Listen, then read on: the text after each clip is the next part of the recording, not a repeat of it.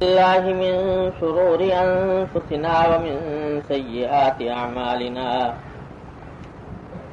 من يهده الله فلا مضل له ومن يضلله فلا هادي له وأشهد أن لا إله إلا الله وحده لا شريك له وأشهد أن سيدنا وسندنا ونبينا ومولانا محمدا عبده ورسوله صلى الله تعالى عليه وعلى آله وأصحابه وبارك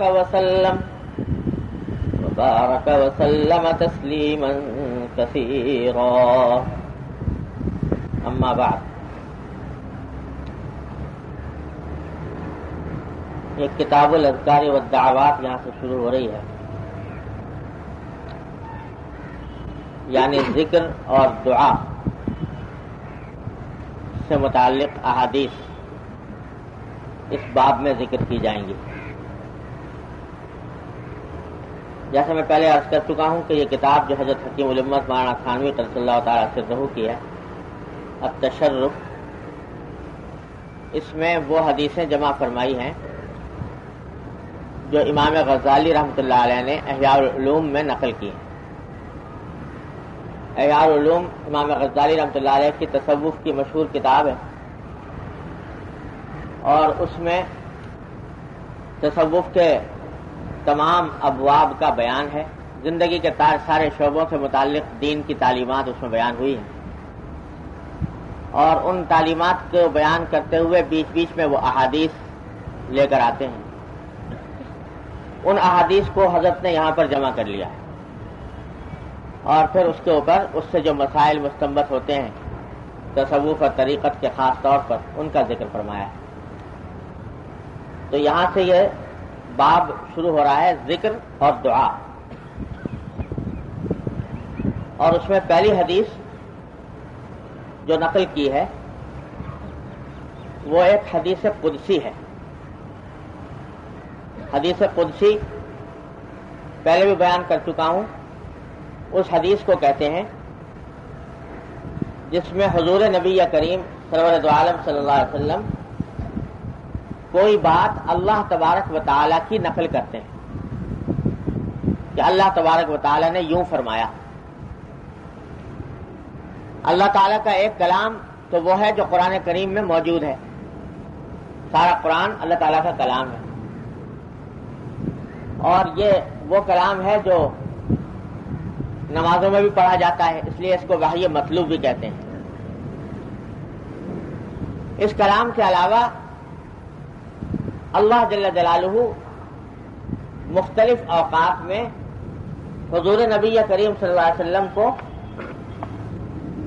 مختلف ہدایات عطا فرماتے رہتے تھے. کبھی حضرت جبریل امین علیہ السلام وحی لے کر آتے، کبھی دل پر کوئی بات القاء فرما دی جاتی، اب یوں کر لو، اب یوں کر لو، اب یہ کہہ دو، اب یہ کہہ دو. وہ قرآن کریم کا حصہ تو نہیں ہے، لیکن وہ بھی وحی ہے اللہ تبارک و تعالیٰ کی طرف. اب اس وحی کو بعض اوقات حضور اقدس صلی اللہ علیہ وسلم نے اپنے کسی جملے کے طور پر بیان فرما دیا. یوں نہیں کہا کہ اللہ تعالیٰ یوں کہتے ہیں، بلکہ اپنی بات کے طور پر نقل کر دیا. اور کبھی اس طرح کیا کہ اللہ تبارک و تعالیٰ نے یوں فرمایا ہے، اللہ کی بات اللہ تعالیٰ کی طرف منسوب کر کے ہی نقل کی کہ اللہ تعالیٰ یوں فرماتے ہیں. جب اللہ تعالیٰ کی طرف نسبت فرماتے ہیں کہ اللہ تعالیٰ نے یوں فرمایا تو وہ حدیث قدسی کہلاتی ہے کہ اللہ تعالیٰ نے یوں فرمایا. یہ بھی حدیث قدسی ہے. اور حضرت ابو ہریرہ رضی اللہ تعالیٰ عنہ نے اس کو حضور اقدس صلی اللہ علیہ وسلم سے روایت کیا، اور حضور اقدس صلی اللہ علیہ وسلم اس کو اللہ جل جلالہ سے روایت فرماتے. حضور اقدس صلی اللہ علیہ وسلم نے فرمایا کہ یقول اللہ تعالی انا مع عبدی ما ذکرنی وتحرکت لی شفتاہ. یہ چھوٹی سی حدیث ہے کہ حضور فرماتے ہیں کہ اللہ تعالیٰ نے فرماتے ہیں، اللہ تعالیٰ کا یہ ارشاد ہے کہ میں اپنے بندے کے ساتھ ہوتا ہوں یا میں اپنے بندے کے ساتھ رہتا ہوں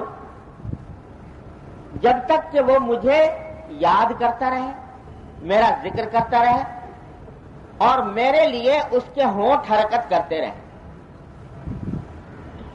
جب تک میرے بندے کے ہونٹ میرے نام سے، میرے ذکر سے حرکت کرتے رہے اور وہ دل میں مجھے یاد کرتا رہے، میں اس کے ساتھ ہوتا ہوں۔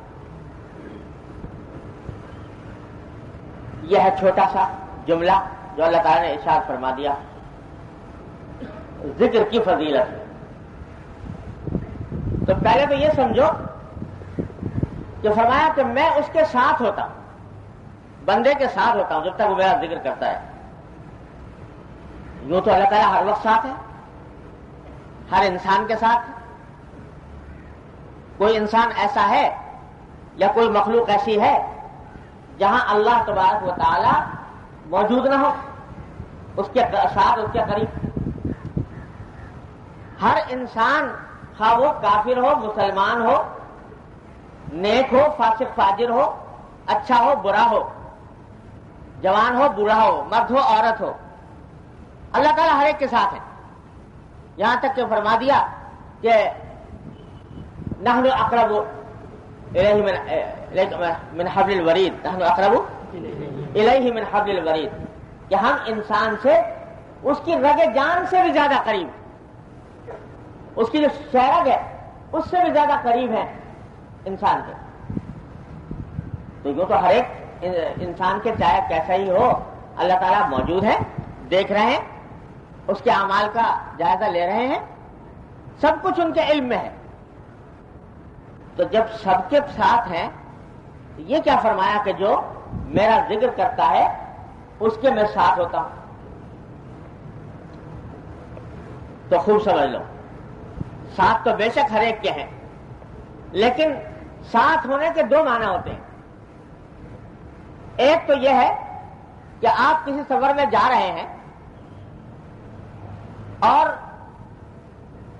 ریل کے ڈبے میں بیٹھے، فرض کیجئے، اب ریل کے ڈبے میں جو بیٹھے ہیں پتہ نہیں 20-25 آدمی اور بھی بیٹھے ہوئے ہیں، وہ سب آپ کے ساتھ ہیں کہ نہیں؟ سب ساتھ ہیں، لیکن اس طرح ساتھ ہیں کہ آپ سے کوئی دعا سلام نہیں، آپ سے کوئی تعلق نہیں، آپ کے مقاصد سے کوئی دلچسپی نہیں۔ آپ اگر اپنے جس سفر میں جا رہے ہیں اس میں آپ کو کوئی خوشی پیش آئے تو انہیں کوئی غرض نہیں، اور اگر تکلیف پیش آئے اس سے ان کو کوئی غرض نہیں۔ انجان ہیں، اجنبی ہیں، ساتھ ضرور ہے، لیکن تمہارے نفع نقصان سے، تمہارے مقاصد سے، تمہارے اغراض سے، تمہاری حاجات سے کوئی غرض نہیں۔ اور ایک وہ ساتھ ہے کہ اپنے کسی، آپ بیٹے کو ساتھ لے جاؤ، اپنے کسی دوست کو ساتھ لے جاؤ، اپنے کسی عزیز قریب کو ساتھ لے جاؤ، اور اس ساتھ لے جانے کا مقصد یہ ہو کہ یہ سفر میں میرا ہاتھ بٹائے، میرے کاموں کو ٹھیک ٹھیک انجام دے۔ تو اس کی ہر وقت نگاہ اس بات کے اوپر، بیٹا ساتھ جا رہا ہے باپ کے، تو اس کی ہر وقت نگاہ اس بات پر کہ باپ کو کوئی تکلیف تو نہیں، اس کو جو کچھ کام کرنا ہے وہ کام میں کر دوں، اور اس کو کوئی تکلیف نہ پہنچے، اس کو راحت پہنچے۔ تو وہ بیٹا جو ساتھ جا رہا ہے وہ بھی ساتھ ہے، اور جو اجنبی ساتھ سفر کر رہا ہے وہ بھی ساتھ ہے۔ ساتھ تو دونوں ہیں، لیکن ایک کے ساتھ سے کوئی فائدہ نہیں اور ایک کے ساتھ سے ہر دم فائدہ ہے، ہر قدم پر فائدہ ہے جو وہ فائدہ پہنچا رہا ہے۔ تو یوں تو اللہ تبارک و تعالی ہر انسان کے ساتھ ہے، ہر دم ساتھ ہے، لیکن ایک ساتھ ایسا ہے کہ اللہ تعالیٰ نے انسان کو چھوڑ رکھا ہے اس کے حال پر کہ جو چاہے کرتا رہے، ہمیں اس سے غرض نہیں ہے۔ تو ہم ساتھ، لیکن کسی چیز میں مدد نہیں کریں گے، جو چاہے کرتا پھرے ہماری بلا سے۔ اور ایک ساتھ یہ ہے کہ اللہ تبارک و تعالیٰ اس کے کام بنائیں، اس کو ہدایت عطا فرمائیں، اس پر رحمت کی نگاہ فرمائیں، اور اس کے ہر قدم پر اس کی دستگیری فرمائے.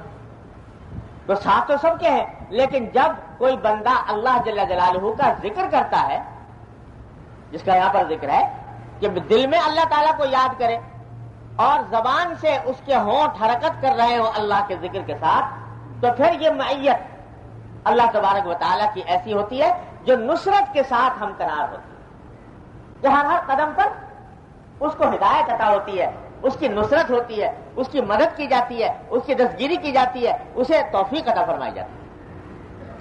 تو یہاں جو فرمایا کہ میں ساتھ ہوتا ہوں ذکر کرنے والے کے، وہ یہ دوسرا قسم کا ساتھ مراد ہے کہ جب میرا بندہ میرا ذکر کرتا رہے گا زبان سے اور دل سے، زبان اس کی تر ہے میرے نام سے اور دل میں اس کے یاد بسی ہوئی ہے میری، تو میں اس کے ساتھ ہوتا ہوں، یعنی اس کو ہدایت عطا فرماتا ہوں، اس کے کام بناتا ہوں، اس کی نصرت کرتا ہوں، اس کی دستگیری کرتا ہوں اور اس کو غلط چیزوں سے بچاتا ہوں، غلط کاموں سے بچاتا ہوں.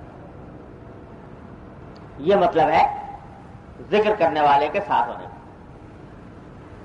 اللہ، ہمارے حضرت والا حضرت ڈاکٹر صاحب صلی اللہ تعالیٰ سے فرمایا کرتے تھے کہ یہ ذکر جو ہے یہ ایک انرجی ہے، ایک توانائی ہے. کاہے کی انرجی ہے کہ شیطان سے اور نفس کے تقاضوں سے مقابلے کے وقت میں یہ انسان کو طاقت عطا کرتا ہے. ہم میں سے کوئی شخص ایسا نہیں ہے جو ایک سفر نہ کر رہا ہو، زندگی کا سفر. یہ پیدائش سے شروع ہوا تھا اور قبر کے کنارے جا کر ختم ہوگا. یہ زندگی ایک مستقل سفر ہے، مسلسل سفر ہے. اور اس سفر میں ہر انسان کے ساتھ دو دشمن لگے ہوئے ہیں جو اس کو راستے سے بھٹکانے کی کوشش کرتے ہیں. ایک شیطان ہے اور ایک خود انسان کا نفس ہے. نفس کہتا ہے کہ بھئی یہ لذت حاصل کر لو، یہ لذت حاصل کر لو، یہ لذت حاصل کر لو گناہ کر کے، اور شیطان بہکاتا ہے کہ یہ گناہ کا ارتکاب کر لو، یہ گناہ کا ارتکاب کر لو. تو جب انسان اس زندگی کے سفر پر روانہ ہوتا ہے تو ہر قدم پر یہ شیطان اور نفس اس کی راہ مارنے کی کوشش کرتے ہیں اور اس کو گناہ پر آمادہ کرنے کی کوشش کرتے ہیں. تو انسان کو اگر ایک راستہ یہ ہے کہ ان سے مصالحت کر لے، شیطان سے اور نفس سے، کہ اچھا بھائی چلو یار لڑائی وڑائی مشکل ہے تمہارے سے، بس جو تم کہو گے وہ کریں گے. تمہارے سے لڑائی کرنا مشکل ہے، تم جو کہو گے وہ کریں گے. تو مصالحت کر لے. مصالحت کر لے تو یہ لڑائی کی اذیت سے تو بچ گیا. شیطان اور نفس کے ساتھ جو کشتی ہے اس کشتی کی مشقت سے تو بچ گیا، لیکن جب ان کے قابو میں آ گیا انہوں نے ڈال دیا غلط راستے پر، اور غلط راستے پر ڈالنے کے نتیجے میں بظاہر تو جانا ہے آرام سے، تکلیف نہیں ہو رہی، لیکن جب منزل پہ پہنچے گا تو پتا چلے گا کہ جانا تو تھا کہیں مشرق میں، نکل آیا مغرب میں. جانا تو تھا جنت کی طرف اور نکل آیا جہنم کے راستے میں. راستہ تو آرام سے طے ہوا، اس واسطے کی لڑائی وڑائی کچھ نہ ہوئی، لیکن جب پہنچا تو معلوم ہوا کہ جہنم پہ پہنچ گیا. الیاذ باللہ العلی.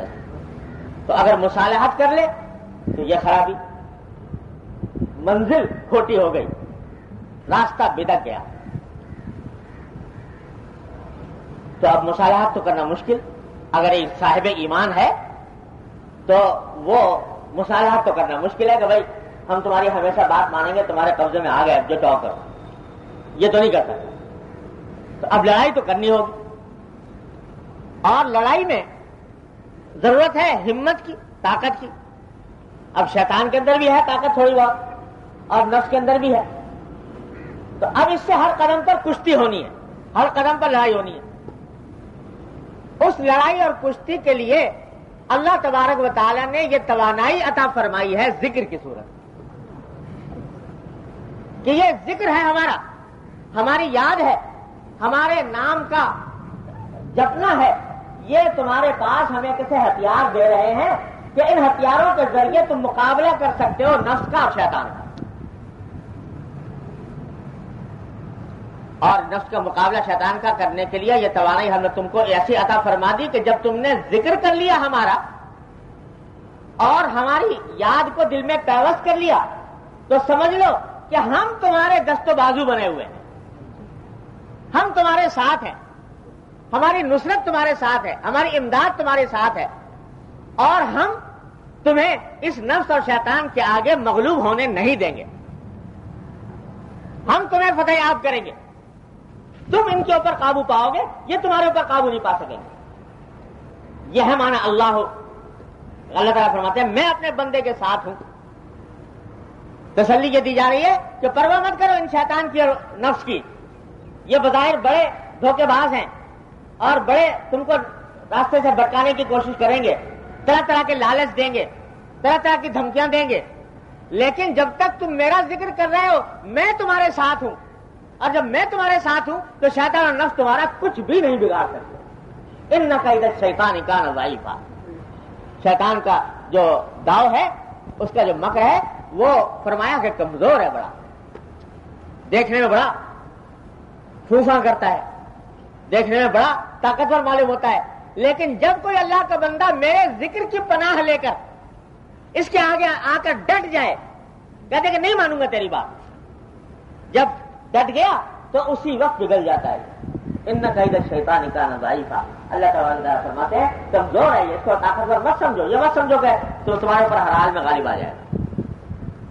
ان کید الشیطان کان ضعیفا، تو یہ جو فرما رہے ہیں کہ میں ساتھ ہوں، کتنی بڑی بات فرما دی، میں ساتھ ہوں کہ شیطان سے مت ڈرو، نفس کے مقائد سے مت ڈرو، اگر میرا ذکر کر رہے ہو تو میں تمہارے ساتھ ہوں، پھر تمہیں یہ شیطان اور یہ نفس بہکا نہیں سکتا۔ یہی وجہ ہے کہ جو اللہ کا ذکر کرنے والا بندہ ہوتا ہے، اللہ کو یاد کرنے والا، وہ عموماً وہ معصیت سے محفوظ رہتا ہے، اللہ تبارک و تعالیٰ کی طرف سے معصیت سے محفوظ رہتا ہے، گناہ سے محفوظ رہتا ہے۔ گناہ ہوتا ہی اس وقت ہے، معصیت ہوتی ہی اس وقت ہے جب دل سے یاد اللہ کی نکل جائے، اللہ کی یاد دل میں ہو، بسی ہوئی ہو، رچی ہوئی ہو، تو معصیت کا شروع نہیں ہوتا۔ وہ میں نے پہلے بھی شاید آپ کو واقعہ سنایا تھا، حضرت فاروق اعظم رضی اللہ تعالیٰ عنہ سفر کر رہے تھے اپنے زمانے میں، جب امیر المومنین تھے، آدھی سے زیادہ دنیا پر حکومت تھی، سفر کر رہے تھے، تو سفر کے دوران جو ساتھ میں کچھ ناشتہ واشتہ لے کر چلے تھے، کھانے پینے کا کچھ تھوڑا بہت زیادہ رہا، وہ ہو گیا ختم۔ اب وہاں کوئی ہوٹل ریسٹورینٹ تو ہوتے نہیں تھے کہ آدمی جو ہے وہ ہوٹل میں جائے، ریسٹورینٹ میں جائے اور کھانا کھا لے، تو کیا کریں، کوئی بستی بھی آس پاس موجود نہیں تھی، تو دیکھا کہ ایک بکریوں کا غلہ چل رہا ہے، تو بکریوں کا غلہ چل رہا ہے، تو انہوں نے سوچا کہ اس کے چروائے سے جا کے بات کروں اور اس سے کچھ دودھ خرید لوں اور دودھ پی کر اپنی بھوک کا سامان کر لوں۔ چرواہے کے پاس پہنچے، جا کر کہا کہ بھائی میں مسافر ہوں، زیادہ راہ ختم ہو گیا ہے، تو میں تمہاری بکری سے دودھ نکالنا چاہتا ہوں، اس سے جتنے پیسے ہو مجھ سے لے لو اور دودھ دے دو مجھے۔ تو کہنے لگا چرواہا کہ جی مجھے آپ سے ہمدردی ہے، آپ مسافر ہیں، میں ضرور آپ کو دودھ دے دیتا، مگر مشکل مسئلہ یہ ہے کہ یہ بکریاں میری نہیں ہیں، میرے پاس امانت ہیں۔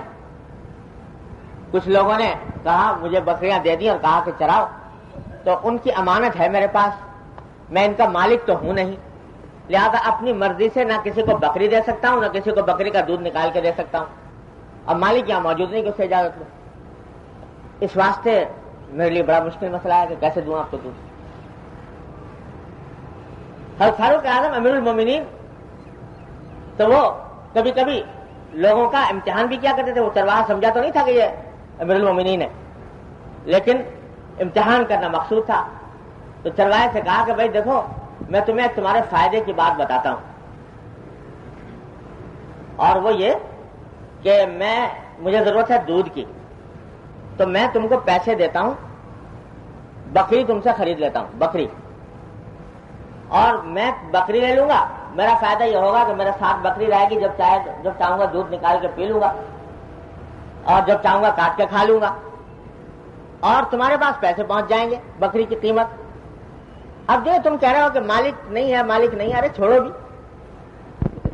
مالک اگر پوچھے تم سے کہ بکری نہیں، بکری کہاں گئی، تو کہتے نا بھیڑیا کھا گیا، اور بھیڑیا آئے دن کھاتے رہتے ہیں بکریوں کو، تو کوئی ایسی عجیب بات بھی نہیں ہوگی کہ تمہارا یقین نہ کرے، تو وہ کھا جائے گا۔ تم کہتے نا کہ بکری کو بھیڑیا کھا گیا، چھٹی ہو جائے گی، تمہارا فائدہ ہو گیا، پیسے تمہیں مل گئے، میرا فائدہ ہو گیا کہ بکری مجھے مل گئی، اور ٹھیک ہے، اور کوئی بھیڑیا کھاتے ہی رہتے ہیں، تو مالک سن کے مطمئن ہو جائے گا۔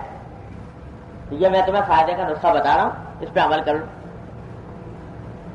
جو ہی چرواہے نے یہ سنا تو بے ساختہ جو کلمہ اس کی زبان پر آیا وہ یہ کہ یا ھذا فأین اللہ، کہ اگر میں اس پر عمل کروں تو یہ بتا اللہ کہاں گیا، اللہ کہاں گیا۔ اس کو جا کے جھوٹ تو بول دوں گا کہ بھیڑیا کھا گیا، لیکن وہ جھوٹ اس کے سامنے تو چل سکتا ہے، اللہ کے سامنے کیسے چلے گا جو مجھے ہر آن دیکھ رہا ہے اور جس کی یاد میرے دل میں بسی ہوئی۔ تو فاروق اعظم تو یہی سننا بھی چاہتے تھے اس سے، وہ تو امتحان کے طور پر اس سے بات کر رہے تھے۔ جب یہ سنا تو فرمایا کہ الحمدللہ،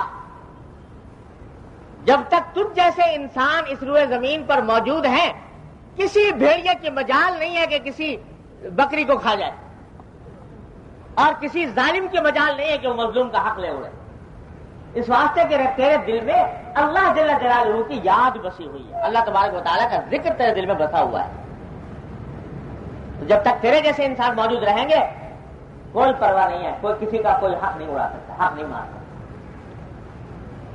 یہ ہے اللہ کی یاد کہ جنگل کی تنہائی میں، رات کی تاریکی میں انسان کے دل پر پہرا بٹھا رہی ہے۔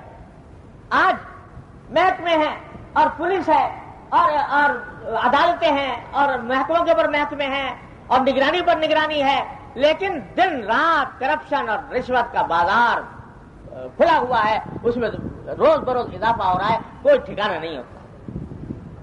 ذرا اندازہ لگا کے دیکھو، اعداد و شمار لگا کے دیکھو کہ رشوت اور کرپشن اس کے لیے، اس کے انسداد کے لیے کتنے محکمے بیٹھے ہوئے ہیں، لیکن جو کوئی نیا محکمہ بنتا ہے رشوت کے انسداد کے لیے اور کرپشن کے انسداد کے لیے، وہ رشوت کا ریٹ بڑھا دیتا ہے، وہ رشوت کو کم کرنے کے بجائے اس رشوت کے ریٹ کو اور بڑھا دیتا ہے۔ اس واسطے میں پہلے رشوت مل کے 10 آدمی کھا رہے تھے، اب نیا محکمہ قائم ہوا تو 15 کھائیں گے، لہذا 15 کی روزی ملنی چاہیے، تو وہ ریٹ بڑھا رہا ہے۔ محکمے پر محکمے بیٹھے ہوئے ہیں، اب اور بٹھا دو، اور ایک نیا محکمہ بنا دو اس کے اوپر بھی نگرانی کرنے کے لیے، اس کے کرپشن کو کون دیکھے گا؟ تو جتنے محکمے بڑھاتے جاؤ، لیکن رشوت کا سدباب اور کرپشن کا سدباب اور ظلم کا سدباب نہیں ہوتا۔ کیوں؟ اس واسطے کہ اگر رشوت کے خاتمے کا کوئی راستہ ہے تو وہ سوائے اللہ کے خوف کے اور آخرت کی فکر کے کچھ اور نہیں ہے۔ جب تک دلوں میں وہ چرواہے والی ذہنیت میں پیدا ہوگی کہ فائن اللہ، اللہ کہاں گیا، اس وقت تک یہ رشوت اور کرپشن بند نہیں ہو سکتا۔ بند اس وقت ہوگا جب دل میں اللہ کی یاد بیٹھے گی، اللہ کا ذکر بیٹھے گا، اللہ کے سامنے کھڑے ہونے کا احساس دل میں پیدا ہوگا، اس کے بغیر یہ خاتمہ نہیں ہو سکتا۔ انہی فاروق اعظم رضی اللہ عنہ کے زمانے میں حکم جاری کیا انہوں نے کہ بھائی کوئی شخص ملاوٹ نہ کرے کسی چیز میں، دودھ میں پانی کی ملاوٹ نہ ہو اور کسی کھانے کی چیز میں ملاوٹ نہ ہو، حکم جاری کر دیا۔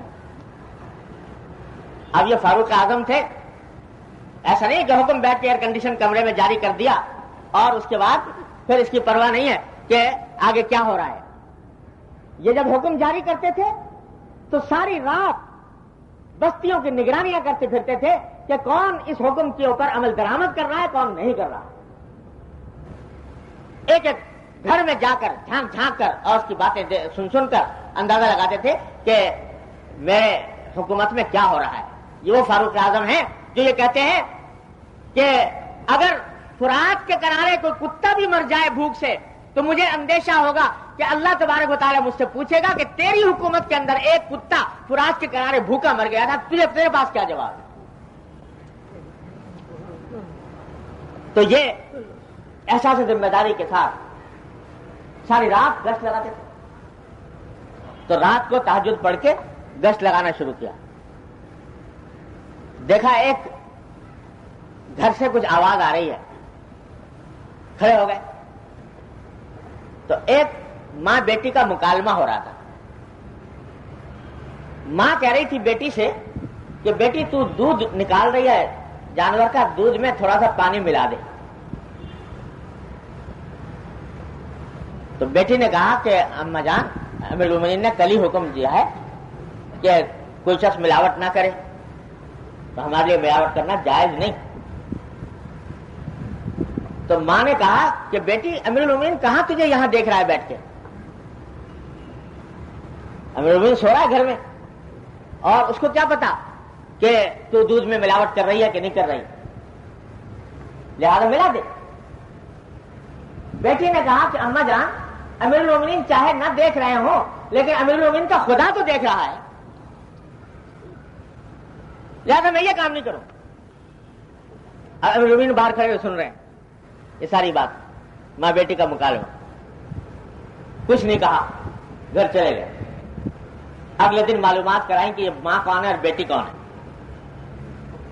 اور جب معلومات ہو گئی تو اپنے بیٹے کا رشتہ بھیج دیا اس بیٹی سے کہ بیٹی یہ تمہاری جو بیٹی ہے اس سے میں اپنے بیٹے کا رشتہ کرنا چاہتا ہوں. رشتہ ہو گیا, شادی ہوئی, اور اسی بیٹی کے دوسری پشت میں یعنی ان کے نواسے جو پیدا ہوئے وہ عمر بن عبدالعزیز رحمہ اللہ تعالی, 5ویں خلیفہ راشد, اس بیٹی کے بطن سے پیدا ہونے والے. تو یہ بیٹی نے جواب دیا کہ امیر المومنین تو نہیں دیکھ رہے لیکن اللہ تو دیکھ رہا ہے. یہ جواب وہی دے سکتا ہے جس کے دل میں اللہ کا ذکر, اللہ کی یاد بسی ہوئی ہو. اس لیے میں کہتا ہوں کہ جب تک اللہ کا ذکر اور اللہ کی یاد دل میں نہیں بستی اس وقت تک دنیا سے ناانصافی کا, ظلم کا اور کرپشن کا خاتمہ نہیں ہو سکتا. جب تک اللہ کی یاد دل میں نہ بسی ہوئی. کم از کم مسلمان کا حال تو یہی ہے کہ مسلمان جب تک کہ اس کے دل میں اللہ کی یاد نہ ہو اس وقت تک. اب دیکھو وہ چرواہا جو جنگل میں یہ کہہ رہا ہے کہ اللہ کہاں گیا, اور وہ نوعمر لڑکی جو رات کی تاریکی میں یہ کہہ رہی ہے کہ امیر المومنین تو نہیں دیکھ رہا لیکن اللہ کو دیکھ رہا ہے. یہ اس کے اللہ کے ذکر کی برکت ہے جس نے دعویٰ سچا کیا اس حدیث کا کہ اللہ تعالیٰ فرماتا ہے میں ہوتا ہوں اس کے ساتھ جو میرا ذکر کرتا ہے. تو وہ اللہ تبارک و تعالیٰ کی معیت تھی, اللہ تعالیٰ کا ساتھ تھا جو اس کو اس گناہ سے, اس ظلم سے, اس ناانصافی سے, اس بدعنوانی سے بچا رہا تھا. اللہ تعالیٰ نے اس کے ساتھ آ کے دستگیری فرمائی اور گناہ سے بچا لیا. یہ ہے وہ انرجی ذکر کی, یہ ہے وہ توانائی ذکر کی جو انسان کو عطا کرتی ہے. دیکھو ایک واقعہ, یہ 2 واقعے میں نے سنا دیے لیکن ساری تاریخ ہماری اسلاف کی بھری ہوئی ہے اس بات سے. جرم ہوتا نہیں, اگر ہو بھی گیا تو خود آ کر سزائیں جاری کرا رہے ہیں. وہ خاتون جس نے آ کر گناہ کا اعتراف کیا اور اپنے آپ کو سنسار کرانے پر کے لیے پیش کر دیا رسول اللہ صلی اللہ علیہ وسلم کے سامنے. معمولی بات نہیں ہوتی, کہہ دینا آسان ہے لیکن جس کے اوپر گزرتی ہے, جو کرتا ہے اس کو پتا ہوتا ہے کہ کیا کام کر رہا ہے. یہ کس جذبے نے کہ اللہ کی یاد دل میں بسی ہوئی ہے اور اس کی وجہ سے اللہ کی معیت حاصل ہے کہ اگر اول تو معصیت ہوتی نہیں, اگر ہوئی تو اتنی ندامت اور اس کی اتنی فکر ہے کہ جب تک اس کی سزا نہ ہو جائے, کفارہ نہ ہو جائے, چین نہیں آ رہا, نیند نہیں آ رہی. یہ مانا ہے اللہ فرماتے انا مع الذی ذکرنی اما عبدی ما ذکرنی. جب تک مجھے یاد رکھتا ہے میں ساتھ ہوں اس کے. گھبراہٹ, شیطان اور نفس تمہیں دھوکہ نہیں دے سکے. تو اس واسطے ذکر کرایا جاتا ہے بھائی. یہ اللہ تعالیٰ جو فرما رہے ہیں میرا ذکر کرو، میرا ذکر کرو، یا ایھا الذین آمنوا اذکروا اللہ ذکرا کثیرا، اے ایمان والو اللہ کا کثرت سے ذکر کرو. تو آخر اللہ میاں کو مزہ آتا ہے ہمارا ذکر کرنے سے. ہم اس کا نام لیں گے، اس کا ذکر کریں گے، سبحان اللہ کہیں گے، الحمدللہ کہیں گے، تو اللہ میاں کو مزہ آئے گا یا اللہ تعالیٰ کو کوئی فائدہ پہنچے گا؟ اللہ تعالیٰ کی ذات تو ایسی بے نیاز کہ ساری مخلوق اگر اس کے ذکر نہ کرنے پر متفق ہو جائے، ساری مخلوق معصیت کرنے پر آمادہ ہو جائے، اللہ تعالیٰ کی شان کبریائی میں حبہ برابر فرق نہیں آتا. اس کو کوئی فائدہ نہیں ہمارا ذکر کرنے سے. لیکن جو ہم سے کہہ رہے ہیں کہ بار بار کہ بھائی میرا ذکر کرو، میرا ذکر کرو، وہ کس لیے؟ اس لیے کہ وہ چاہتے ہیں کہ ہمارے ساتھ ہو جائیں. اس نفس و شیطان کی لڑائی میں، زندگی کے اس سفر میں وہ اللہ تبارک و تعالی چاہتے ہیں کہ ہمارے ساتھ ہو جائیں اور ہمیں ایک قوت عطا کریں اس بات کی کہ ہم اس لڑائی کو ٹھیک ٹھیک انجام دے سکیں، یہ جہاد زندگی یہ صحیح طریقے سے سر کر سکیں اور اس میں فتح یاب ہو سکے، منزل تک پہنچ سکے. یہ ہے در حقیقت مقصود اللہ تبارک و تعالیٰ کے ذکر کرنا. اس لیے ہم کو ترغیب دی جا رہی ہے کہ میں اپنے بندے کے ساتھ ہوتا ہوں جب تک وہ میرا ذکر کرے. اب دو لفظ استعمال کیے، ذرا سنو. ایک یہ کہ جب تک مجھے یاد کرے، اور دوسرا یہ کہ جب تک اس کے ہونٹ میرے نام سے حرکت کریں. تو خود بخود بتا دیں دو قسمیں ذکر کی.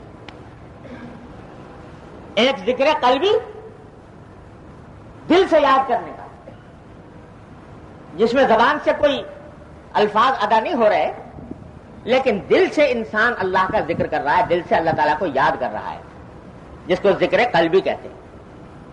اور دوسرا ذکر لسانی، کہ زبان سے اللہ تبارک و تعالیٰ کی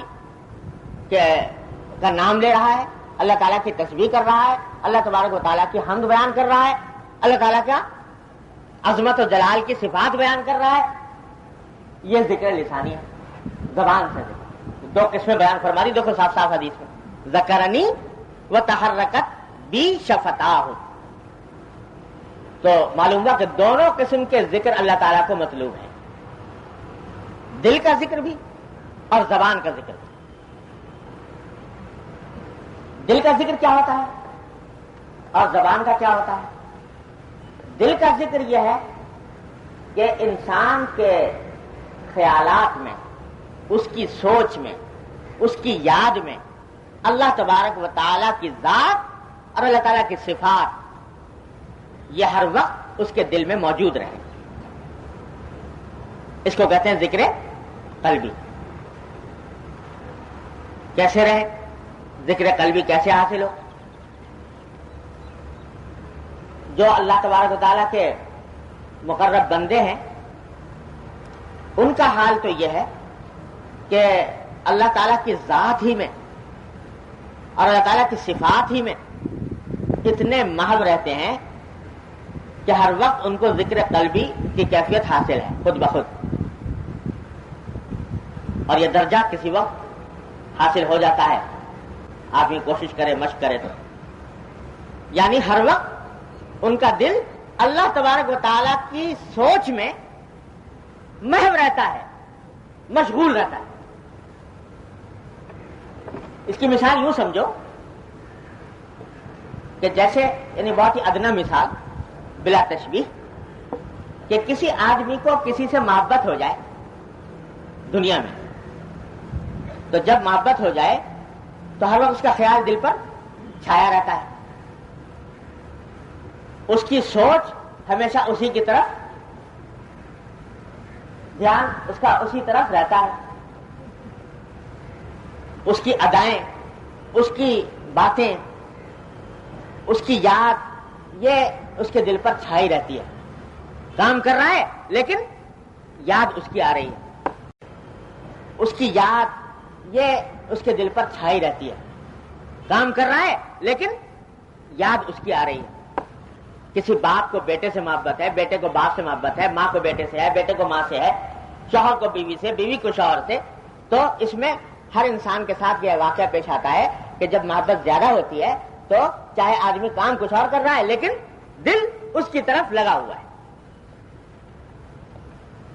اللہ اکبر۔ میرے والد ماجد قدس اللہ تعالیٰ سے اللہ تعالیٰ ان کے درجات بلند فرمائے، انہوں نے اب ایک مرتبہ حضرت کی علومت مولانا تھانوی قدس اللہ تعالیٰ سے کو لکھا خط میں، اور یہ ذاتی خط تھا، اس واسطے اس میں کسی مبالغے کا تو کوئی تصور ہے نہیں کہ مبالغہ کیا ہوگا، لیکن اس میں لکھا کہ حضرت کچھ عرصے سے میں ایسا محسوس کرتا ہوں کہ ہر وقت دل میں آپ کا خیال رہتا ہے، اور کچھ ایسی کیفیت معلوم ہوتی ہے جیسے قطب نما ہوتا ہے نا، قطب نما، اس قطب نما کی جو سوئی ہوتی ہے وہ ہمیشہ شمالی کی طرف رہتی ہے، مقناطیس والی سوئی شمال کی طرف رہتی ہے، کہیں لے جاؤ اس کو، موڑ دو، توڑ دو، پھیلا دو، کہیں چکر دے دو اس کو، وہ سوئی جائے ہٹ پھر کے پھر شمال کی طرف آ جائے گی۔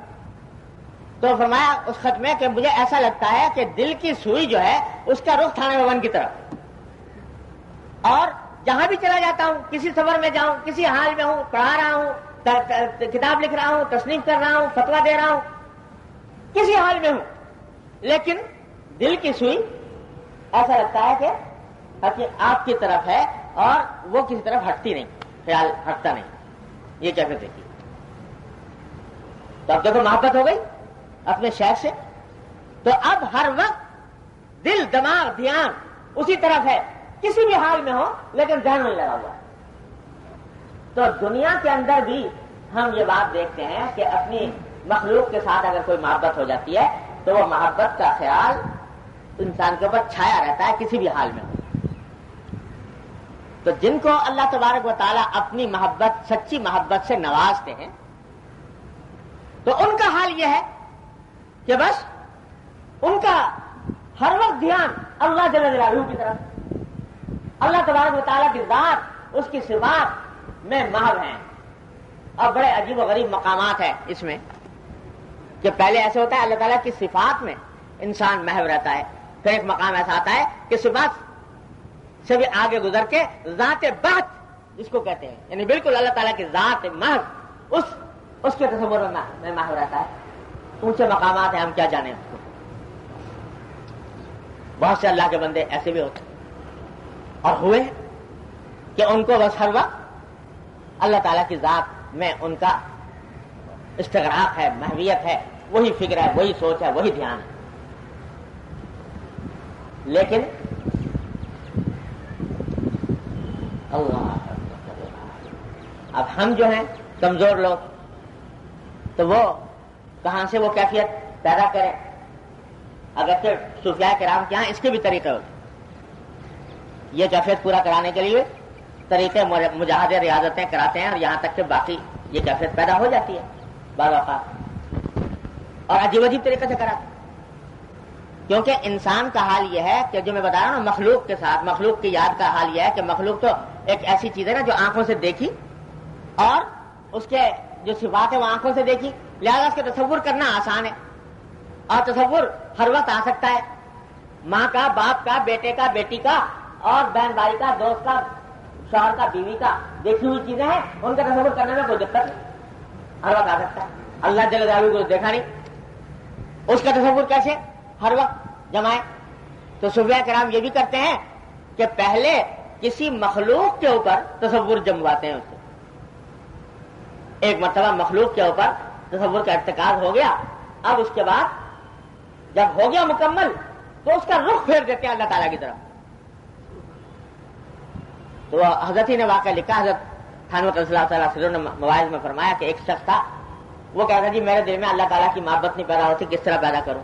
شیخ کے پاس گیا، اس نے کہا بھائی تجھے کس چیز سے محبت ہے، مجھے یہ بتا۔ اس نے کہا جی مجھے تو بھینس سے، وہ کوئی گوالا تھا، بھینس والا، کہتا جی مجھے تو بھینس سے محبت ہے سب سے زیادہ دنیا میں۔ اس نے کہا اچھا ایسا کر کہ تو ایک کمرے میں بیٹھ اور ہر وقت بھینس کا تصور کر، ہر وقت یہ تصور کر کہ بھینس آ رہی ہے، بھینس کو میں چارہ کھلا رہا ہوں، اس کو چلا رہا ہوں، اس کو چلا رہا ہوں، یہ تصور بس ہر وقت دماغ پہ یہ تصور باندھ، کئی دن تک یہ کام کر۔ خیر وہ کر گیا، یہ تو اچھا کام ہے، بیٹھ گیا، اور بیٹھ کے اس نے بھینس کا تصور کرنا شروع کیا، یہاں تک کہ وہ کہتے ہیں جب 2-3 دن کے بعد کوئی گیا تو اس سے جا کے سوال کیا تو وہ اس کے دماغ پر بھینس کا تصور اتنا زبردست غالب تھا کہ اس نے کہا کہ بھائی یہاں بتاؤ یہ بھینس آ رہی ہے، بھینس کا راستہ رک جائے گا، اتنا اس کے ذہن کا تصور اس کا محیط ہو گیا. تو جب شیخ کو پتا لگا کہ یہ ہو گیا تو پھر اس کی تدبیر یہ تھی کہ وہ بھینس کے تصور کو اس نے منقلب کر کے اور اللہ کے لالو کی طرف لگا دیا. یہ ریاضتیں مجاہدات پچھلے صوفیاء کرام کے یہاں منقول ہے کہ یہ اس طریقے سے کرتے تھے کہ ایک مرتبہ ذہن کو دوسرے خیالات سے ہٹا کر ایک طرف منتقل کر دیا، پھر اس کا رخ پھیر دیا اللہ تعالیٰ کی طرف. یہ سب باتیں مذکور ہے کتابوں میں، صوفیاء کرام کرتے رہے ہیں. لیکن ہمارے حضرت والا قدس اللہ تعالیٰ سے اللہ تعالیٰ ان کے درجات بلند فرمائیں، وہ فرمایا کہ تم کہاں کرو گے تم یہ مجاہدات، اور کہاں تم سے یہ کام مراقبے ہو سکیں گے، اور کہاں تم یہ سب دھندے کر پاؤ گے. آسان نسخہ بتا دیں، کمزور آدمیوں کے لیے آسان نسخہ بتا دیں. وہ کیا کہ اللہ تبارک و تعالیٰ کا ذکر دل میں پیدا کرنے کا کہ دو راستے ہیں. ذکر قلبی حاصل کرنے کے دو راستے ہیں. ہم اس قابل تو ہے نہیں کہ اللہ تعالیٰ کا تصور کریں براہ راست. ہم کہاں اور اللہ تبارک و تعالیٰ کہاں، اس واسطے ان کا براہ راست تصور تو ہو نہیں سکتا. تو دو راستے ہیں، سن لو. ایک راستہ یہ کہ اللہ جل جلالہ کی نعمتوں کا ہر وقت دھیان کرو. اللہ تعالیٰ نے جو نعمتیں عطا فرما رکھی ہیں ان کا دھیان کرو. الحمدللہ مجھے صحت میسر ہے، الحمدللہ مجھے کھانے کو مل رہا ہے، الحمدللہ مجھے پہننے کو مل رہا ہے، کپڑے میرے اچھے ہیں، الحمدللہ میرا گھر اچھا ہے، الحمدللہ میرے گھر والے اچھے ہیں، الحمدللہ میرے اولاد اچھی ہے. جتنی نعمتیں میسر ہیں ان نعمتوں کو ہر وقت سوچا کرو. یہاں بیٹھے ہو، مسجد میں بیٹھے ہو، سوچو کہ اس لمحے میں کتنی نعمتیں اللہ تعالیٰ کی میسر ہیں. الحمدللہ صحت ہے تبھی تو آ گئے، صحت نہ ہوتی تو آتے کیسے. الحمدللہ ایک ایسے اجتماع میں بیٹھے ہیں کہ جو دین کا اجتماع ہے. یہی وقت ہم کسی فضول ناجائز کام میں بھی صرف کر سکتے تھے. الحمدللہ اس نے توفیق عطا فرمائی کہ یہاں پر حاضر ہو گئے. اللہ نے کام میں سماعت عطا فرمائی کہ جو بات کہی جا رہی ہے وہ سن رہے ہیں. کتنے ہیں جن کے پاس سماعت کی نعمت نہیں، سن نہیں سکتے. الحمدللہ بینائی کام کر رہی ہے، الحمدللہ سماعت کام کر رہی ہے. الحمدللہ اس وقت کوئی ایسی پریشانی نہیں ہے کہ جس کی وجہ سے بھاگنے کی فکر ہو. اگر کوئی پریشانی ہوتی، کوئی تکلیف ہوتی کہ گھر میں فلاں تکلیف ہے، پریشانی ہے، تو اطمینان سے بیٹھ سکتے تھے. پریشانی نہیں ہے، الحمدللہ کوئی تکلیف نہیں ہے، آرام سے بیٹھے ہوئے ہیں. الحمدللہ موسم اچھا ہے، گرمی کی تکلیف نہیں ہے. الحمدللہ اجالا ہے، اجالے کے اندر ایک دوسرے کو دیکھ. کتنی نعمتیں اس ایک لمحے کے اندر بارش کی طرح برس رہی ہیں ہر انسان کو. تو جس وقت جس حال میں ہو، جہاں ہو، جس کیفیت میں ہو، اس وقت میں اللہ تعالیٰ کی ان نعمتوں کا استحضار کرو، اس کا دھیان کرو. سفر کر رہے ہو بس میں یا گاڑی میں، اس وقت یاد کرو اس وقت مجھے کیا کیا نعمتیں میسر ہیں. الحمدللہ ہاتھ پاؤں ٹھیک ہیں، صحیح سالی میں جا رہا ہوں، بس مل گئی الحمدللہ. نہ ملتی تو کیا کر لیتا. بس میں جگہ مل گئی الحمدللہ، بس صحیح رخ پر جانے والی ہے الحمدللہ. جتنی نعمتیں اسے میسر ہیں اس کا دھیان کرو. گھر میں پہنچ گئے، گھر میں پہنچ کر نعمتیں سوچو اللہ تبارک و تعالیٰ کی کیا کیا نعمتیں اس نے دے رکھی ہے. گھر ہے الحمدللہ، سر چھپانے کو جگہ میسر ہے. کتنے ہیں جن کو سر چھپانے کے لیے جگہ بھی موجود نہیں. الحمدللہ گھر والے اطمینان سے ہیں، فرصت صحت سے ہیں. الحمدللہ اللہم لک الحمدللہ کا شکریہ، نعمت اللہ تعالیٰ نے فرمائی. ملازمت پہ جاؤ تو اس وقت نعمت سوچو. دفتر میں ہوں الحمدللہ ملازمت ملی ہوئی ہے، روزگار ملا، روزگار بنایا ہوا ہے، دکان دی ہوئی ہے، اس میں مال موجود ہے، اس میں خریدنے والے موجود ہیں. ان کا تصور کرو. تو جہاں جس حال میں ہو اس حال میں اللہ تبارک و تعالیٰ کی عطا فرمائی ہوئی نعمتوں کا دھیان کرو اور کرتے رہو. اس کی عادت ڈالو اور ساتھ ساتھ سوچتے رہو کہ یہ ساری نعمتیں کس کی دی ہوئی ہیں؟ اللہ جل جلالہ. جب یہ تصور کرو گے کہ یہ نعمت اللہ کی دی ہوئی، یہ نعمت اللہ کی دی ہوئی، یہ نعمت اللہ کی دی ہوئی، یہ نعمت اللہ کی دی ہوئی، تو یہ جب نعمتوں کا تصور کرو گے تو یہ سب کیا ہے؟ یہ سب ذکر قلبی ہے، یہ سب ذکر قلبی، یہ اللہ تعالیٰ کا ذکر ہو رہا ہے دل، اور اس سے ذکر قلبی کی فضیلت حاصل ہو. تصور اللہ تعالیٰ کا نہیں آ سکتا، نہیں کر سکتے، نہ کرو، لیکن اللہ تعالیٰ کا تصور آتا ہے اس کے مظاہر سے، اس کی دی ہوئی نعمتوں سے، اس کے عطا فرمائے ہوئے انعامات سے اس کا تصور آتا ہے. ففی کل شیء لہ آیۃ تدل علی انہ واحد. اگر غور کرو تو جتنا دنیا میں جہان میں جتنی چیزیں پھیلی ہوئی ہیں نا کائنات میں، یہ سب جو ہے یہ اللہ کی یاد دلانے والی ہے. چاند پر نظر پڑی، اگر نگاہ حقیقت پسند ہو، چاند پر نگاہ پڑی تو مان اللہ تعالیٰ کا دھیان آنا چاہیے. یہ چاند کس نے پیدا کیا اور یہ کتنی بڑی نعمت ہے. یہ نہ ہوتا تو ہم زندگی کے اندر، ہم دنیا کے اندر ہماری زندگی گزارنا مشکل ہوتا. سورج کے اوپر نگاہ پڑی، یہ سورج کتنی بڑی نعمت ہے اللہ تبارک و تعالیٰ کی. اس نے ہمارے فائدے کے لیے پیدا کیا. سورج نہ ہوتا تو نہ دن ہوتا نہ رات ہوتی، نہ کام کر سکتے نہ سو سکتے. اور اس سورج کے ذریعے کس طرح کھیتیاں پکتی ہیں، کس طرح ہماری زندگی کے کاروبار چلتے ہیں، اس کا دھیان کرو. پھول نظر آیا خوبصورت، اس پھول کے اندر دھیان کرو کہ کتنا خوبصورت پھول ہے. تبارک اللہ احسن الخالقین. اللہ تبارک و تعالیٰ نے کتنا اس اپنی صفت تخلیق سے ایک ایسا خوبصورت پھول پیدا فرمایا. کائنات کی کوئی چیز ایسی نہیں ہے جو ذریعہ نہ بن جائے آپ دل میں پیدا ہو.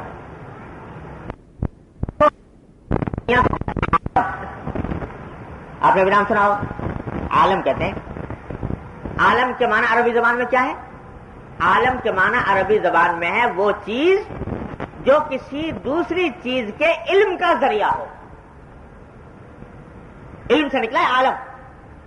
تو عالم کے معنی وہ چیز جس سے کوئی دوسری چیز معلوم ہو، اس کا علم حاصل ہو. تو عالم دنیا کا نام اسے رکھا گیا کہ اگر آدمی کی نگاہ صحیح ہو، سوچ صحیح ہو، تو یہ دنیا کی ہر چیز یہ اللہ تبارک و تعالیٰ کی رحمت اور قدرت کاملہ کا علم عطا کرتی. اس آئینہ خانے میں سبھی عکس ہیں تیرے، اس آئینہ خانے میں سبھی عکس ہیں تیرے، اس آئینہ خانے میں تو یکتا ہی رہے گا. ساری کائنات کا ایک ایک ذرہ وہ اللہ جل جلالہ کی یاد دلا رہا ہے. اللہ تبارک و تعالیٰ کے قدرت کاملہ، اس کی حکمت بالغہ کا عجیب نقشہ پیش کرتا ہے. انسان تو ناشکرا ہے، غافل ہے کہ ان ساری چیزوں سے گزرتا ہے، آنکھوں سے دیکھتا ہے، غور نہیں کرتا. حضور نبی کریم سرورت عالم صلی اللہ علیہ وسلم جب تہجد کے لیے رات میں اٹھتے تو تہجد کے لیے اٹھنے کے وقت آسمان پر نگاہ فرماتے. وہاں چاند نظر آ رہا ہے، ستارے نظر آ رہے ہیں آسمان پر، تو یہ آیت تلاوت فرماتے ان فی خلق السماوات والارض واختلاف اللیل والنہار لآیات لأولی الالباب. قرآن کریم کہتا ہے کہ آسمانوں اور زمین کی تخلیق میں، آسمانوں اور زمین کی تخلیق ہے اور یہ رات اور دن کے آنے جانے میں بڑی نشانیاں ہیں عقل والوں کے لیے، جن کو اللہ تعالیٰ عقل عطا فرماتے ہیں، سوچنے کی صلاحیت عطا فرماتے ہیں. وہ ان رات اور دن کو دیکھ کر، چاند اور سورج کو دیکھ کر، ہواؤں اور پہاڑوں کو دیکھ کر، پھولوں اور پتیوں کو دیکھ کر وہ در حقیقت نظارہ کرتے ہیں اللہ جل جلالہ کے کی قدرت کاملہ کا اور حکمت بالغہ کا اور رحمت تامہ. یہ ہیں آیات جن کا دعوت دے رہا ہے قرآن کریم. بار بار سوچو، فکر کرو اس میں، کائنات کی ہر چیز میں. یہ فکر کس لیے ہے؟ ذکر کے لیے. یہ فکر وَيَتَفَكَّرُونَ فِي خَلْقِ السَّمَاوَاتِ وَالْأَرْضِ. اللہ کے وہ بندے جو سوچتے ہیں آسمانوں اور زمین کی تخلیق میں، آسمان اور زمین کی تخلیق میں سوچتے ہیں. سوچنے کا کیا معنی؟ کہ سوچتے ہیں کہ کس نے ان آسمان اور زمین کو پیدا کیا، کہ کیا شان ہے اس کی اور کیسی عظمت اور جلال والی ہے وہ ذات جس نے یہ سارا کچھ بنا دیا. کارخانہ، ایسا کارخانہ کہ اس انسان پیدائش ابتدائے آفرین سے لے کر آج تک سائنسدان اس کی تحقیق میں لگے ہوئے ہیں. طرح طرح کے آلات، طرح طرح کی مشینیں، طرح طرح کی دوربینیں، طرح طرح کی خوردبینیں، اور ان کو دریافت کرنے کی فکر میں ہے کہ یہ کائنات کیا ہے، چاند اور سورج کیا ہے، اور ساری توانائیاں صرف کرنے کے بعد آخر میں یہ کہنے پر مجبور ہوتے ہیں کہ یہ ہزارہ سال کی تحقیق اور جستجو کے بعد بھی آج تک ہم اس کائنات کا ہزارواں کیا، لاکھواں کیا، کروڑواں کیا، اربواں کیا، کھربواں کیا، کوئی اتنا سا ذرہ بھی دریافت نہیں کر سکے. اتنا معمولی سا ذرہ بھی اس کائنات کے دریافت نہیں کر سکے. لوگ حیران ہوتے ہیں کہ مریخ تک پہنچ گئے، لیکن جو مریخ تک پہنچے اس سے پوچھو کہ جس مریخ تک پہنچے ہیں وہ باقی ماندہ کائنات کا کتنا حصہ ہے. کوئی نسبت ہی نہیں، کوئی نسبت ہی نہیں. وہ نسبت بھی نہیں جو ایک نقطے کو سمندر کے مقابلے میں ہوتی ہے.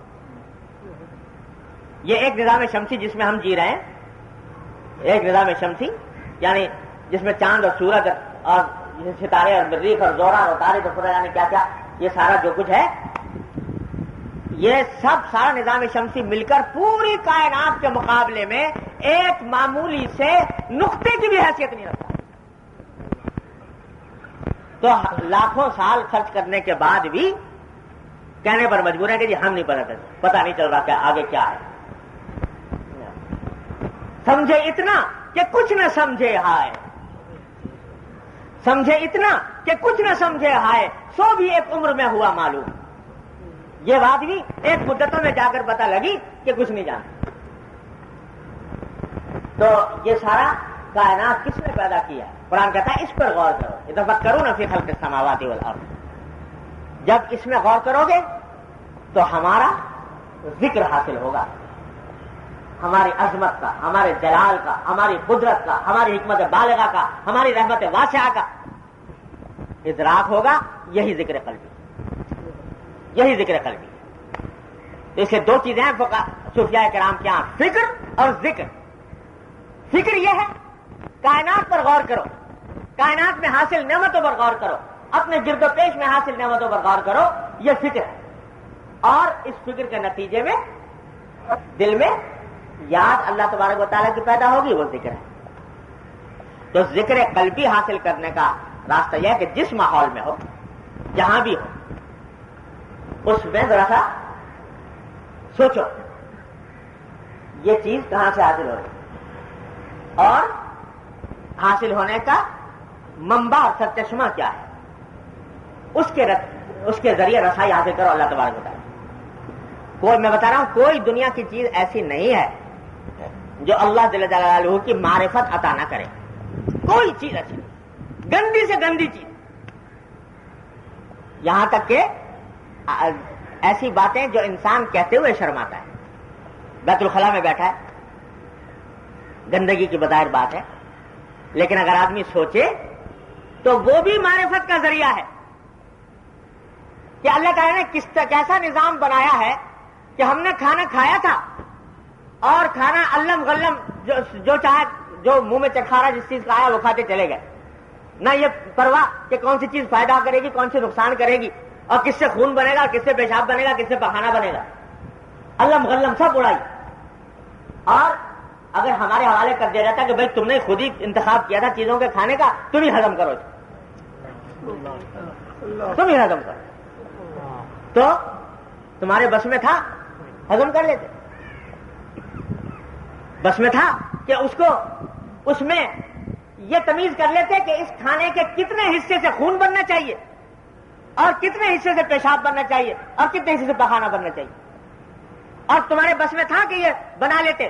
اندر جانے کے بعد مجھے کوئی ایک کتاب میں نے پڑھا تھا کہ اللہ تعالیٰ نے انسان کے منہ کے اندر جو رطوبتیں پیدا فرمائی ہیں، جن سے کہ غذا ذائقہ پیدا ہوتا ہے اور جن سے نظام ہضم میں مدد ملتی ہے، یہ رطوبتیں ان میں اتنے کیمیاوی اجزاء ہیں کہ اگر ان کو مصنوعی طور پر پیدا کرنا چاہے کوئی انسان تو اس کے لیے 70 میل میں کارخانہ لگانا پڑے گا،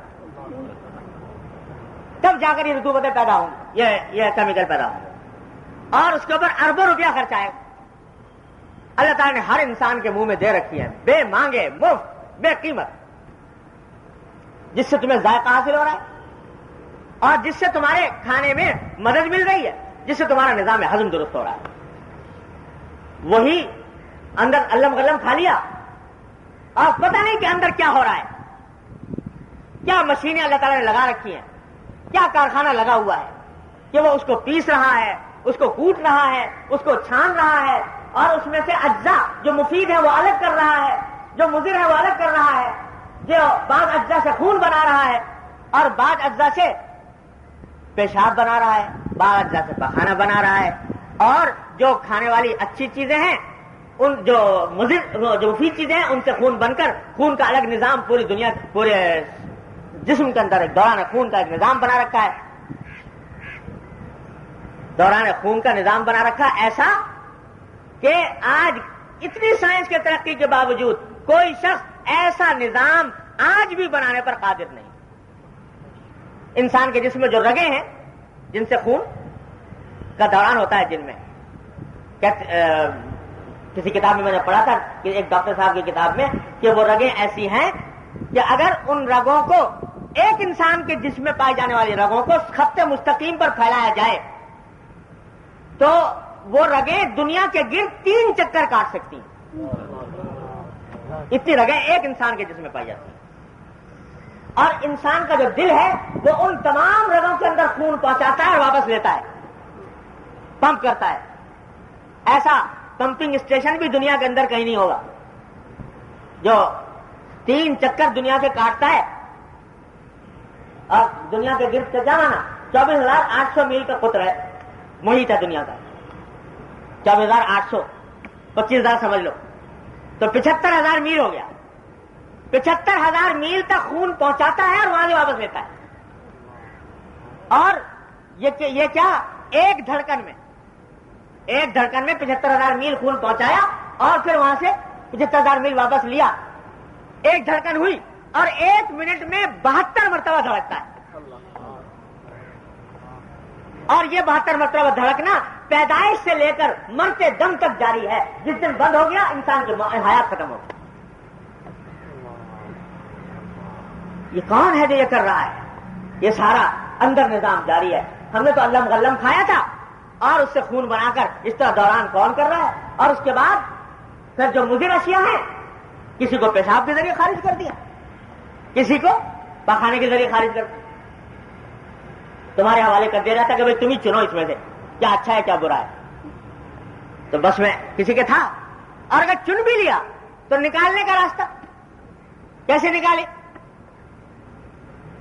نکالنے کا راستہ نکالنے کا بھی ایسا راستہ بنا دیا خودکار، یعنی بات کہنے کی شرم کی معلوم ہوتی ہے، لیکن آدمی اگر انسان غور کرے تو انسان کو پتہ چلتا ہے کہ کیا نعمتیں اللہ تعالیٰ نے عطا فرمائی ہوئی۔ اگر نکالنے کا راستہ ایسا ہوتا ہے، ساری دنیا میں یہ قاعدہ ہوتا ہے کہ جو نکلنے کا کوئی راستہ ہوتا ہے اس کو بند کرنے کے لیے کوئی ڈھکن ہوتا ہے، کوئی ڈانٹ ہوتی کہ اس کو جب ڈانٹ کھولو تو نکلے گا، ڈانٹ بند کر دی تو اگر ایسا سسٹم ہو جاتا نکالنے کا تو بتاؤ کیسا عذاب بنتا۔ آج بھی جب کسی شخص کے مصنوعی طور پر پیشاب پخانہ کرانے کے لیے ضرورت پڑتی ہے ایسی چیز لگانے کی، دیکھو کیسا عذاب بن جاتا ہے اس کے، الیاذ باللہ۔ لیکن اللہ تعالیٰ نے ایسا خودکار نظام بنا دیا کہ جب انسان چاہتا ہے اسی وقت وہ راستہ کھل جاتا ہے، جب تک نہیں چاہتا نہیں کھلتا۔ سو بھی رہا ہے نیند کی حالت میں، پیشاب کی شدید خواہش ہو رہی ہے، تقاضا ہو رہا ہے، نیند کی حالت میں ہے، اپنے اختیار سے باہر ہے، لیکن جب تک خود نہیں چاہے گا ایسا نہیں کہ پیشاب نکل جائے۔ جب اٹھے گا اپنے دماغ کے ساتھ ایسا کنیکشن باندھ دیا اس کا کہ اپنے ارادے کے ساتھ کوئی ڈھکن کی ضرورت نہیں، کسی دانت کی ضرورت نہیں، نکال دی۔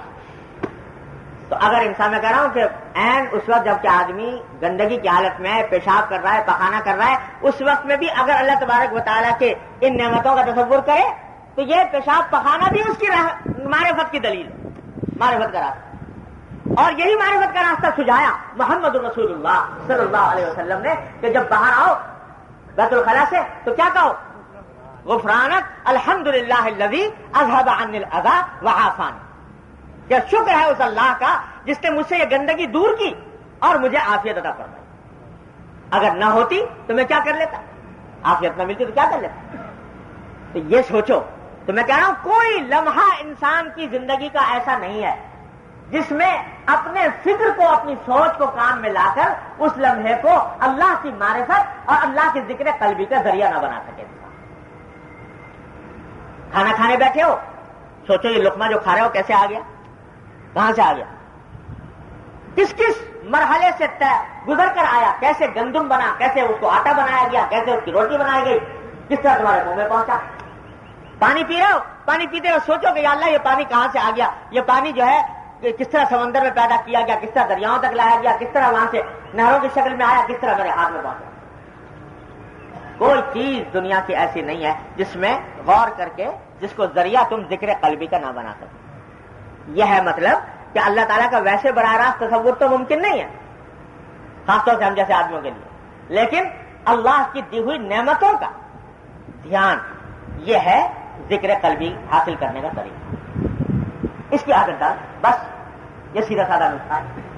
جہاں جاؤ، جس ماحول میں ہو، سوچو اس نعمت، اس ماحول میں مجھے کیا کیا نعمتیں اللہ تعالیٰ کی میسر ہیں، ان کو سوچو، اس پر شکر ادا کرو، ذکر قلبی ہو رہا۔ یہ ہے ذکر قلبی حاصل کرنے کا طریقہ۔ اللہ تعالیٰ اپنی رحمت سے مجھے آپ کو سب کو عطا فرمائے۔ بات یہ ہے کہ ہر چیز کے لیے کچھ تھوڑی سی محنت تو کرنی پڑتی ہے، مشق کرنی پڑتی ہے، تو یہاں پر بھی تھوڑا سا دھیان دینے کی ضرورت ہوگی، تھوڑا سا مشق کرنے کی ضرورت ہوگی۔ سوچتے رہو، سوچتے سوچتے اللہ تعالیٰ کی طرف سے خود دروازے کھلیں گے معرفت کے، کہ کس کس طریقے سے، کن کن راستوں سے اللہ تبارک و تعالیٰ کی معرفت حاصل ہوتی ہے، کن کن راستوں سے اللہ تعالیٰ کی نعمتوں کا دھیان ہوتا ہے۔ ان کو سوچو گے، جتنا سوچو گے انشاءاللہ اتنا ہی دروازے کھلیں گے اور اس کے نتیجے میں ذکر قلبی کی نعمت حاصل ہوگی۔ یہ ہے پہلی قسم ذکر، ذکرانی، جو مجھے یاد کرے، یعنی میرا قلب میں سے ذکر کرے۔ اور دوسری چیز فرمائی تحرکت بھی شفتا، کہ اس کے ہونٹ میرے نام سے حرکت کریں، یہ ہے ذکر لسانی۔ یہ ہم جیسے یہ ہر ایک شخص کے لیے کوئی مسئلہ نہیں ہے، آسان ہے کہ اللہ تبارک و تعالیٰ کا نام لے کر اس کا ذکر کیا جائے، سبحان اللہ، الحمدللہ، لا الہ الا اللہ، اللہ اکبر۔ یہ سب کیا ہے؟ یہ سب ذکر لسانی۔ اللہ تبارک و تعالیٰ کے اسماء حسنہ بے شمار ہیں، ان میں سے کوئی بھی نام لے لو، اور اس کی تسبیح کے طریقے بے شمار ہیں، اس کے ذکر کے طریقے بے شمار ہیں۔ جو بھی نام لے لو، جو بھی جس وقت زبان پر جاری ہو جائے، وہ ہے ذکر لسانی۔ بعض لوگ یہ کہتے ہیں کہ بھائی زبان سے ذکر کرنے سے کیا حاصل، جب دل میں دھیان نہ ہو، اصل چیز تو ذکر قلبی ہے، تو زبان سے کیا حاصل؟ تو خوب سمجھ لو یہ شیطان کا دھوکہ ہے۔ زبان بھی در حقیقت سیڑھی ہے دل کی، دل کا ذکر یہ نتیجہ ہوتا ہے زبان کے ذکر کا۔ جب آدمی ابتدا میں ذکر کی کوشش کرتا ہے تو ایک دم سے چھلانگ لگا کے اوپر کی چوٹی تک نہیں پہنچ سکتا، درجہ بدرجہ چلنا ہوتا ہے۔ تو ذکر لسانی یا زبان سے ذکر یہ ذریعہ ہے ذکر قلبی کے حصول کا، اور یہ حدیث صاف صاف بتا رہی ہے کہ اللہ تعالیٰ کو یہ بھی پسند ہے کہ تمہارے ہونٹ میرے نام سے حرکت کریں۔ ایک حدیث میں حضور اقدس نبی کریم صلی اللہ علیہ وسلم نے ایک صحابی کے سوال کے جواب میں فرمایا، صحابی نے پوچھا تھا کہ رسول اللہ سب سے افضل عمل کون سا ہے؟ تو آپ نے فرمایا کہ ان یکون لسانک رطبا بذکر اللہ، کہ تمہاری زبان تر رہے اللہ کے ذکر سے، اللہ کی یاد، اللہ کے ذکر سے۔ زبان کو کے تر رہنے کو باقاعدہ مقصد قرار دیا۔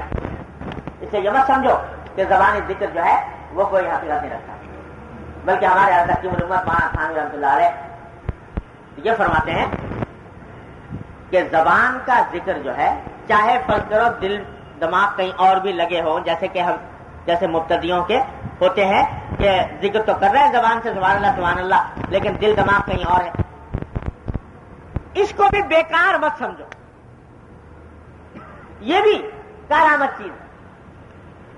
یہ بھی کارآمد چیز ہے کہ کم از کم حضرت فرماتے ہیں کہ کم از کم جسم کا ایک عضو تو اللہ کی یاد میں مصروف ہے.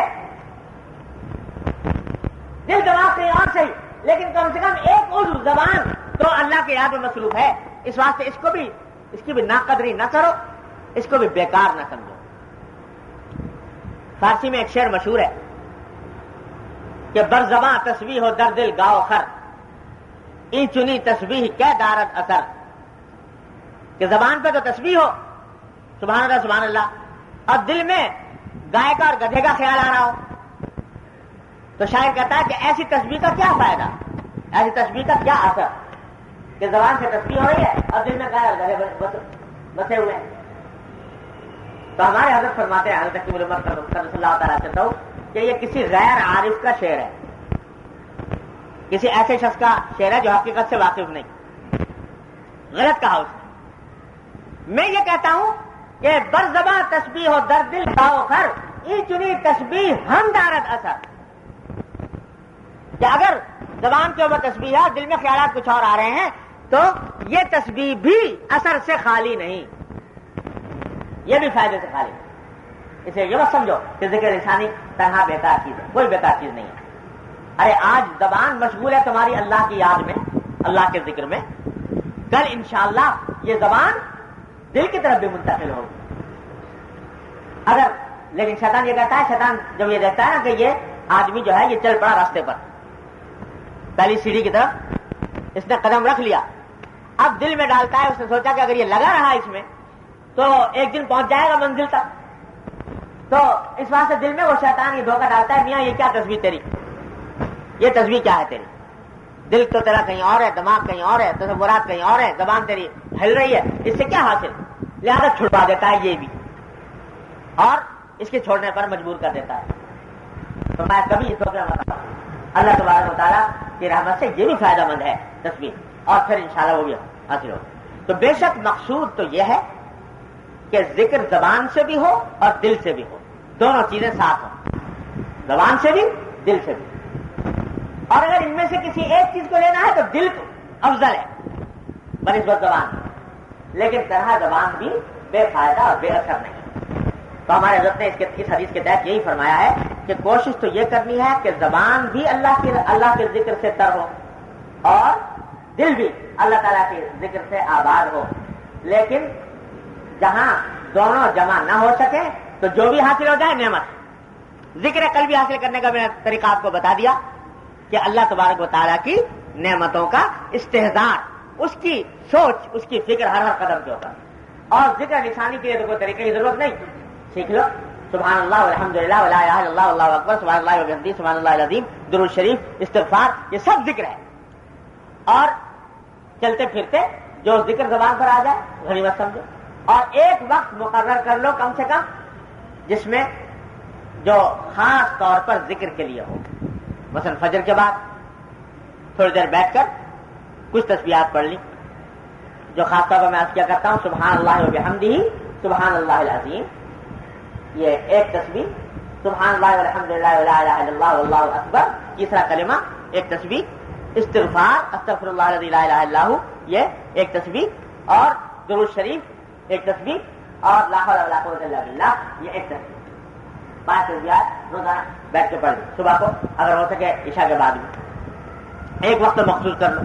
اور باقی اوقات میں چلتے پھرتے بس میں جا رہے ہیں، گاڑی میں جا رہے ہیں، سفر کر رہے ہیں، دفتر میں ہیں، زبان پر الفاظ ہیں سبحان اللہ سبحان اللہ سبحان اللہ والحمدللہ سبحان اللہ العظیم، لا الہ الا اللہ، درود شریف، جو زبان پہ آ جائے وہ ذکر کرتے رہو.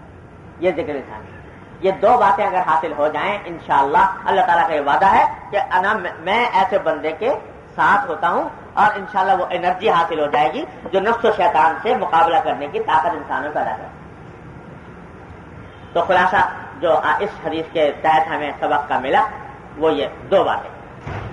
جس ماحول میں ہو، جہاں ہو، وہاں اللہ تعالیٰ کی دی ہوئی نعمتوں کا دھیان، اس کی سوچ، اس پر فکر اور اس کے نتیجے میں اللہ تعالیٰ کا شکر.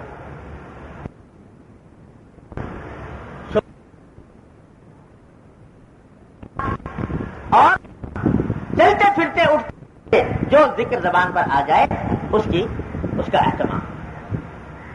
یہ کام کر لیا انشاءاللہ اس حدیث کے فضیلت حاصل ہو جائے. لا الہ الا اللہ. حضرت فرماتے ہیں اس حدیث کو نقل کرنے کے بعد کہ اس حدیث میں فضیلت ہے ذکر کی، اور اس میں یہ بات بھی اس سے معلوم ہوتی ہے کہ ذکر قلبی اور ذکر لسانی کو جمع کرنا بمقابلہ خالی ذکر قلبی اور خالی ذکر لسانی کے افضل ہے. یعنی افضل یہی ہے کہ آدمی دل سے بھی ذکر کرے اور زبان سے بھی ذکر کرے. رہی یہ بات کہ ان دونوں میں کون سا افضل ہے، یعنی قلبی ذکر افضل ہے یا لسانی افضل ہے، تو یہ ایک مستقل بحث ہے. اور ظاہر روایات کا یہ ہے کہ خالی ذکر قلبی خالی ذکر لسانی سے افضل ہے. یعنی تنہا اگر قلب میں ذکر کر رہا ہو آدمی یہ ذرا بہتر ہے کہ صرف زبان سے کر رہا ہو، لیکن صرف زبان والا ذکر بھی بے فائدہ نہیں ہے. بس اگر یہ بات ہمارے اللہ تعالیٰ دل میں ڈال دے اور اس کے اوپر عمل کی توفیق عطا فرما دے تو انشاءاللہ اس حدیث کی فضیلت حاصل ہو جائے. اب آگے دوسری حدیث شروع کریں گے تو وقت اتنا نہیں ہے کہ اس کو وہ پورا ہو سکے، لہٰذا یہیں پر ختم کرتے ہیں. دعا فرما لیں. اللہم صلی علی سیدنا مولانا محمد وعلی آل محمد کما صلیت علی ابراہیم وعلی آل ابراہیم انک حمید مجید. ربنا ظلمنا انفسنا وان لم تغفر لنا وترحمنا لنكونن من الخاسرين. ربنا ظلمنا انفسنا وان لم تغفر لنا وترحمنا لنكونن من الخاسرين. ربنا ظلمنا انفسنا وان لم تغفر لنا وترحمنا لنكونن من الخاسرين. ربنا آتنا في الدنيا حسنة وفي الآخرة حسنة وقنا عذاب النار.